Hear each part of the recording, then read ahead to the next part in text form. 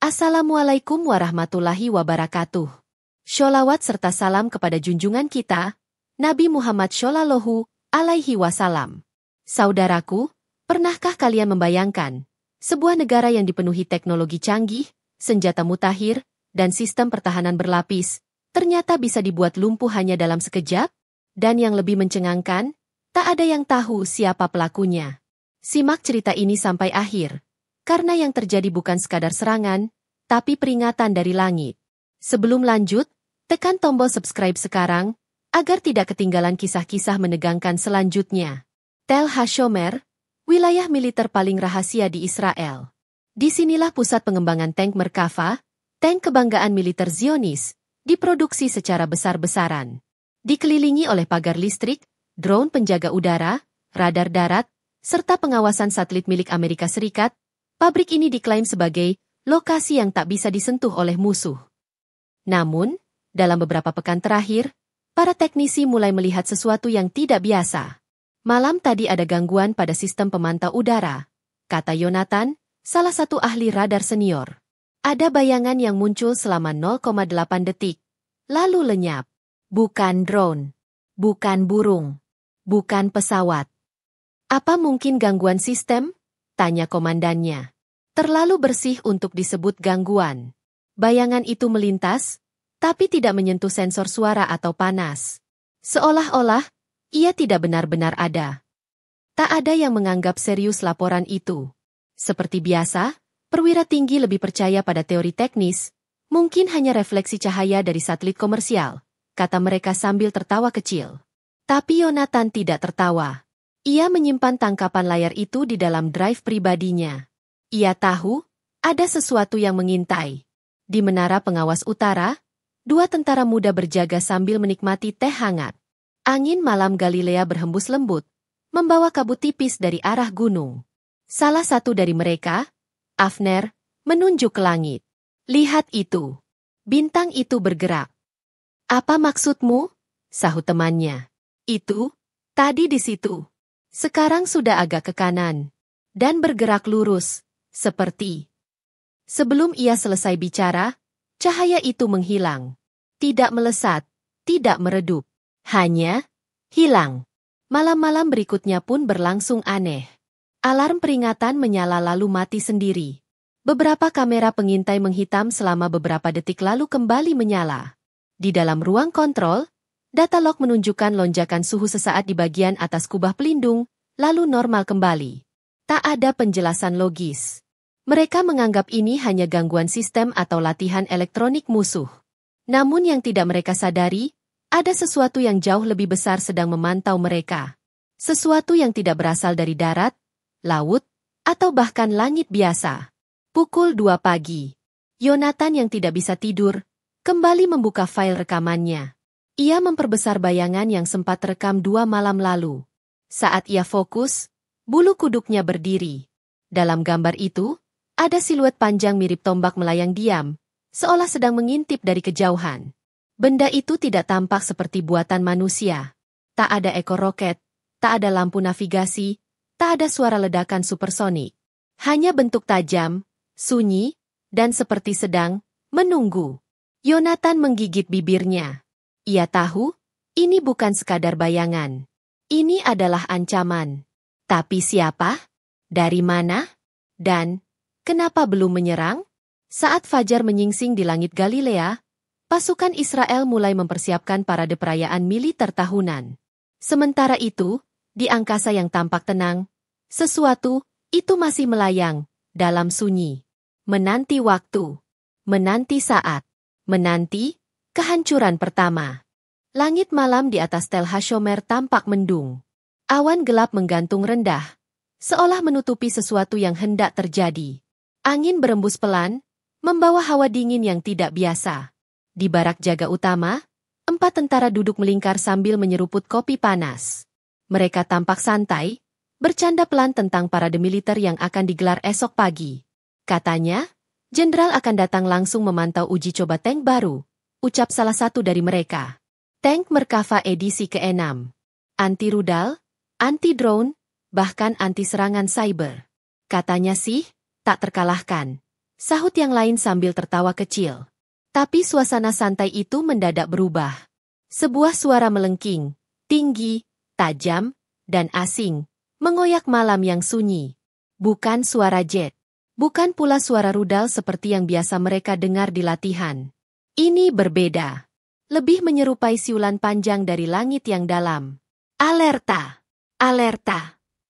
Alarm langsung menyala, lampu merah berputar di seluruh kompleks.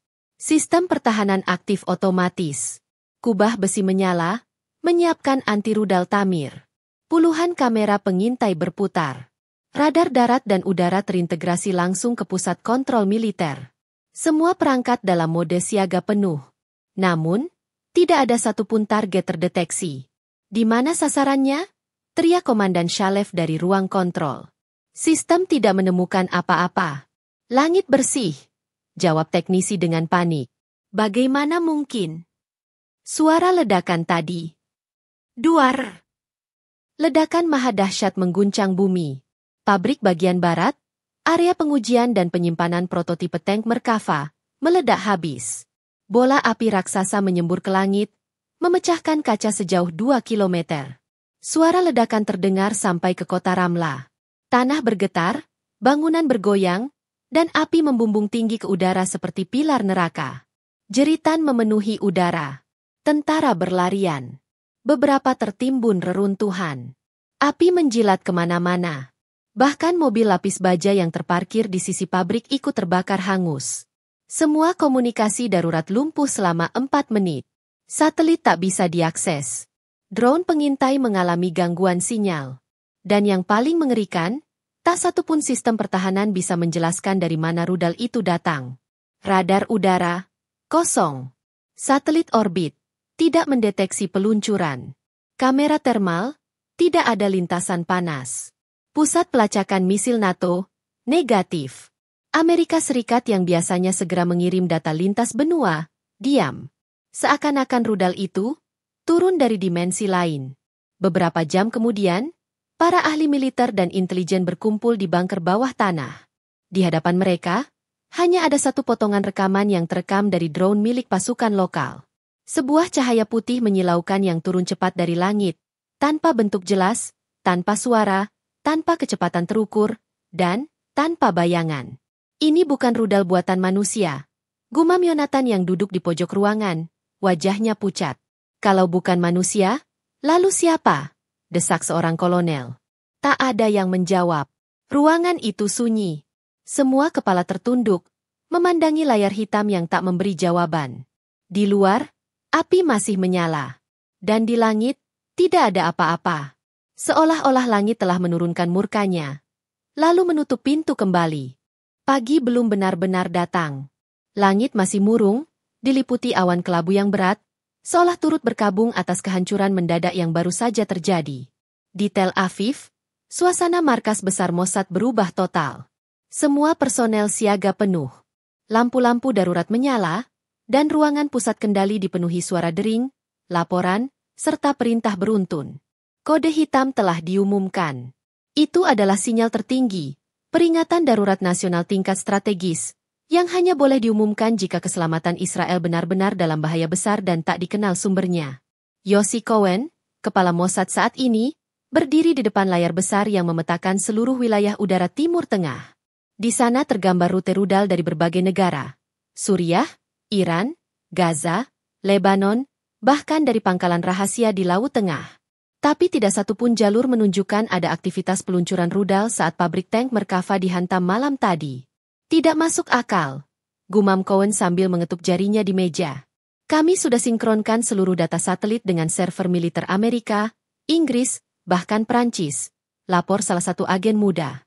Tidak ada jejak peluncuran.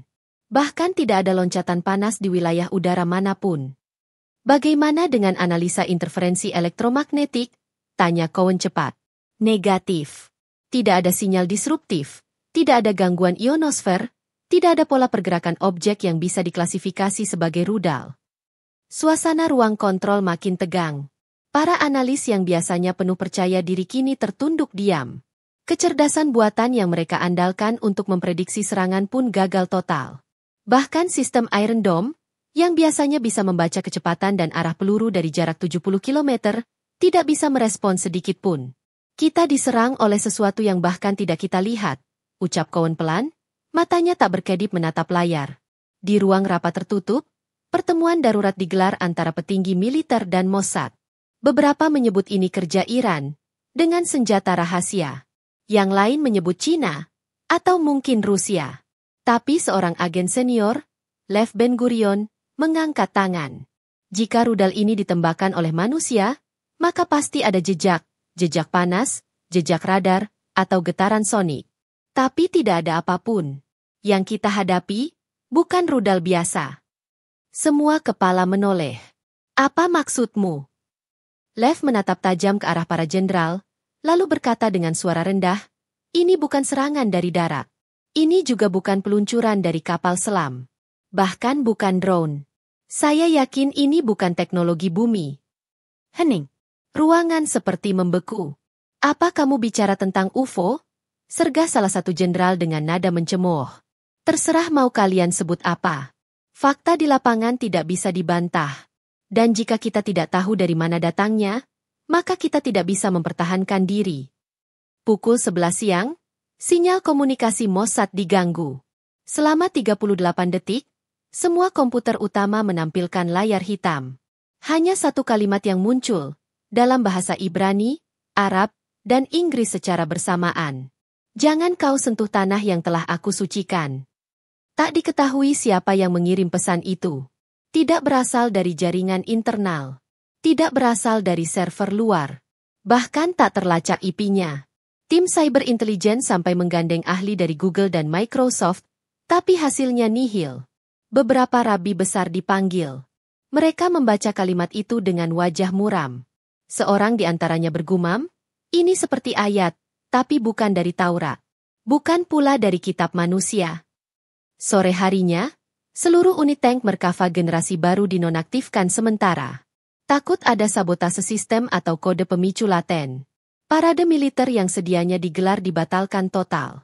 Media dalam negeri dilarang memberitakan kejadian ini. Tapi di seluruh dunia maya, spekulasi mulai menyebar cepat. Rudal gaib, senjata Tuhan, atau teknologi dari masa depan. Tak ada jawaban pasti. Yang jelas, Israel sedang takut. Untuk pertama kalinya dalam sejarah modern, negara itu tidak tahu siapa yang menyerang mereka, dan kapan akan menyerang lagi. Di sebuah desa kecil bernama Kafr Kana, hanya 30 km dari lokasi pabrik tank yang hancur, seorang bocah bernama Adam sedang bermain layang-layang di sebuah bukit kecil yang biasa ia datangi tiap sore. Umurnya baru 11 tahun. Ia suka melamun, duduk diam menatap langit, dan kadang menggambar awan yang menurutnya menyerupai bentuk hewan atau wajah. Hari itu, angin bertiup cukup kencang. Langit masih kelabu pasca ledakan misterius semalam. Orang-orang desa membicarakan kejadian itu sambil berbisik-bisik di masjid dan toko roti. Tapi Adam, seperti biasa, hanya ingin bermain. Saat menarik kembali tali layang-layangnya yang tersangkut di sebuah batu besar, ia melihat sesuatu. Sebuah benda kecil berkilau di antara semak-semak. Adam menunduk, lalu mengambilnya. Benda itu tidak berat, tapi juga bukan ringan. Tidak seperti batu biasa. Warnanya seperti logam cair yang membeku. Ada garis-garis tipis berpola simetris, dan di bagian tengahnya, 3 lingkaran kecil saling berpotongan, seperti simbol kuno yang tidak ia kenali. Aneh, gumam Adam. Ini bukan batu dari sini. Ia memasukkan benda itu ke dalam tasnya dan pulang. Di rumah, ia menunjukkan kepada pamannya, Farid, seorang pensiunan guru fisika. Farid terdiam lama melihatnya. Ia menyentuh logam itu perlahan. Ini bukan logam biasa, katanya lirih. Malamnya, Farid menghubungi seorang temannya yang bekerja di Universitas Teknik Haifa. Ia mengirim foto benda itu. Tak lama, balasan datang. Farid, benda ini tidak tercatat dalam tabel periodik logam manapun. Tidak magnetik, tidak menghantarkan listrik, tidak memantulkan panas. Tapi, bisa menyerap cahaya. Ini aneh. Di mana kamu menemukannya? Farid menelan ludah. Ia tak menjawab. Tapi hatinya berdebar. Ia tahu ini bukan mainan bocah. Ini bisa jadi bagian dari rudal misterius yang menghancurkan pabrik tank Israel. Keesokan harinya, dua pria berpakaian rapi datang ke rumah Farid. Mereka mengaku dari Departemen Energi Nasional. Tapi Farid curiga. Mereka terlalu cepat, terlalu formal, dan terlalu banyak bertanya. Mereka memaksa melihat benda yang ditemukan Adam. Farid menyembunyikannya. Ia mengatakan benda itu sudah hilang. Namun saat malam tiba, rumah Farid digeledah diam-diam. Adam yang tidur di kamar belakang terbangun karena suara gaduh. Ia melihat bayangan orang masuk lewat jendela. Dalam gelap, ia meraih benda logam itu dan menyembunyikannya di dalam tanah, di bawah pohon zaitun. Ketika pagi menjelang, semua jejak orang itu telah hilang. Tapi Adam tahu, ia sedang diburu. Di sisi lain, Farid menghubungi media internasional secara anonim. Ia mengirimkan foto logam itu dan data awal pengukuran suhu serta radiasinya. Namun dalam hitungan menit, email itu tak bisa diakses lagi. Semua file dalam laptopnya terhapus otomatis. Ada yang mengawasi. Farid panik. Ia sadar bahwa benda itu bisa saja adalah satu-satunya bukti nyata tentang rudal tak dikenal yang telah membuat Mossad kebingungan. Tapi kini, keselamatan keponakannya dalam bahaya. Adam, bisiknya malam itu, kau harus janji jangan beritahu siapapun tempat kau sembunyikan benda itu. Bahkan padaku. Adam mengangguk dengan mata membelalak. Ia tak sepenuhnya mengerti, tapi bisa merasakan sesuatu yang besar sedang terjadi. Dan untuk pertama kalinya dalam hidupnya, Adam tidak merasa seperti bocah biasa. Ia menyimpan rahasia besar yang bisa mengubah segalanya. Di tempat lain, Mossad menerima laporan dari agen lokal bahwa ada bocah desa yang menemukan logam misterius. Laporan itu mengandung foto dari drone, menangkap bayangan Adam saat bermain di bukit. Namun anehnya, gambar itu kabur. Seperti terkena gangguan magnetik di sekitar tubuh bocah itu. Kejar dia, perintah Yossi Cohen. Tapi jangan tangkap. Ikuti saja. Sampai kita tahu siapa yang mengirim benda itu. Langit Galilea kembali menggulung awan hitam di pagi hari kelima setelah ledakan misterius itu. Tapi badai yang sesungguhnya sedang bergerak di tanah. Bukan badai hujan, melainkan badai pengejaran. Adam, bocah 11 tahun dari Kfar Kana, kini bukan lagi anak kecil biasa di mata intelijen Israel. Ia adalah subjek prioritas yang diburu secara diam-diam oleh Mossad dan militer. Di ruang kontrol bawah tanah, Yossi Cohen menunjuk peta digital yang menyorot wilayah utara Israel. Tim Echo 7 dan Phantom 3 dikirim secara paralel. Tidak ada suara. Tidak ada peluru. Kita tidak bisa membiarkan bocah itu tahu bahwa dia sedang diburu. Benda itu bisa menjadi satu-satunya fragmen dari rudal tak dikenal. Tapi, dia cuma anak-anak, ucap seorang perwira muda. Cohen menatapnya tajam, anak-anak bisa jadi pion atau bisa jadi pahlawan musuh. Sementara itu, Adam mulai menyadari bahwa ia tidak bisa tinggal di rumah. Semalam, ia melihat dua pria tak dikenal memantau dari kejauhan. Mereka tidak terlihat seperti orang desa. Bahkan langkah mereka terlalu senyap, dan mata mereka terlalu tajam untuk sekadar pengunjung. Pamannya, Farid, sudah memutuskan. Adam, malam ini kau pergi. Kemana? Tanya Adam lirih. Ke Bukit Tabor. Ada kenalanku di sana. Ia petani tua, mantan tentara. Percayalah padanya. Ia bisa menyembunyikanmu, dan logam itu. Adam tak menjawab. Ia memeluk pamannya, lalu beranjak ke belakang rumah dan menggali tanah di bawah pohon zaitun. Di sana, logam misterius itu masih utuh. Tak ternoda oleh lumpur, seolah punya lapisan anti-alam. Ia membungkusnya dengan jaketnya, lalu memasukkan ke dalam tas kecil. Malam itu, Adam menyelinap keluar. Tapi tak sampai 1 kilometer dari rumah, ia melihat 3 orang berbaju hitam menunggu di persimpangan. Adam berhenti. Jantungnya berdegup keras. Ia mundur pelan, lalu berlari ke arah kebun zaitun. Ternyata mereka mengejar. Dari atas udara, sebuah drone kecil berbentuk burung juga mulai mengintai. Tapi yang tidak mereka sangka, Bukit Tabor sedang dilanda badai angin liar. Hujan belum turun, tapi angin bertiup kencang, menciptakan debu yang menyamarkan pandangan. Sinyal drone mulai terganggu. Kamera malam tak mampu menembus pusaran debu. Adam memanfaatkan momen itu. Ia berlari ke celah batu, turun ke terowongan tua peninggalan Romawi yang dahulu digunakan petani menyimpan air. Ia sembunyi di sana, napas terengah. Tasnya masih dipeluk erat. Sementara di luar, para pemburu kehilangan jejak.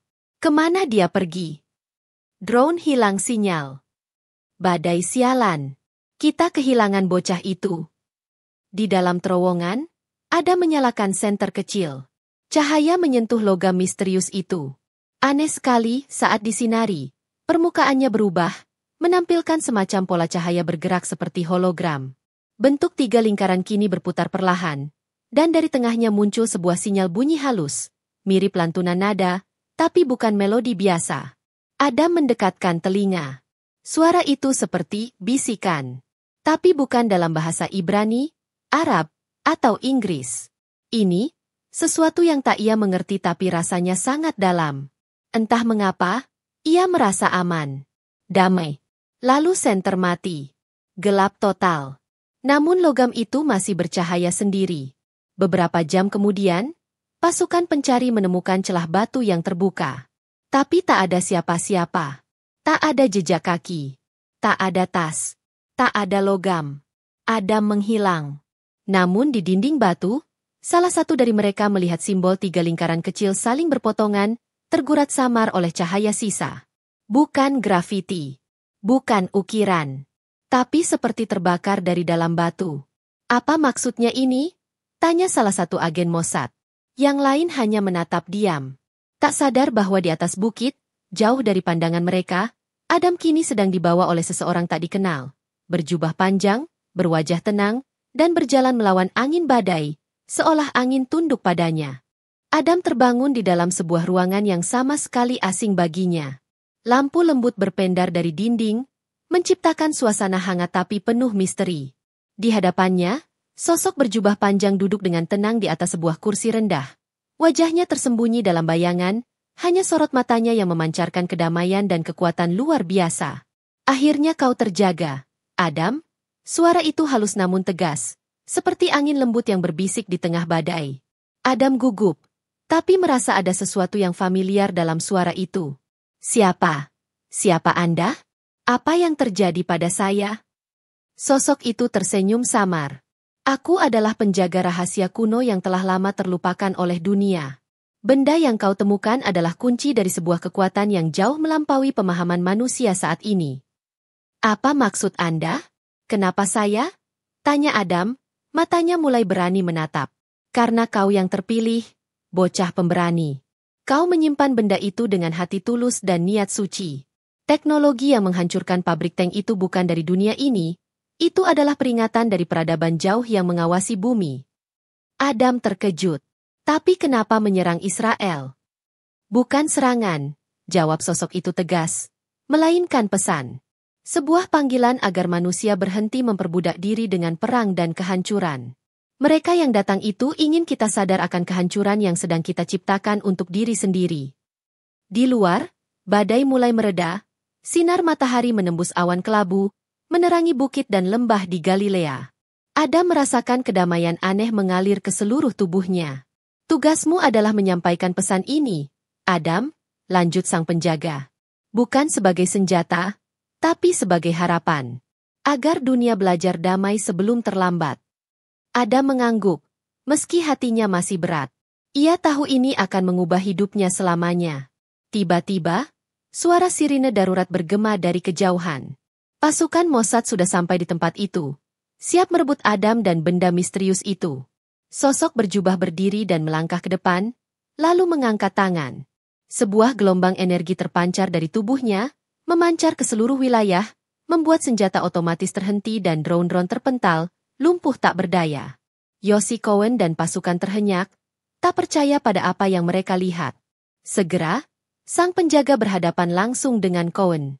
Kau harus memilih, Yossi. Apakah Israel akan terus berjalan di jalan kehancuran, ataukah kau membuka hati untuk damai? Suara penjaga menggema penuh wibawa. Yossi terdiam, menyadari bahwa kebenaran ini tak bisa disangkal. Ia melihat Adam, bocah yang kini memegang harapan seluruh dunia. Dengan langkah berat, ia menurunkan senjatanya. Semua tentara mengikuti. Mata dunia tertuju pada kejadian luar biasa di Bukit Galilea itu.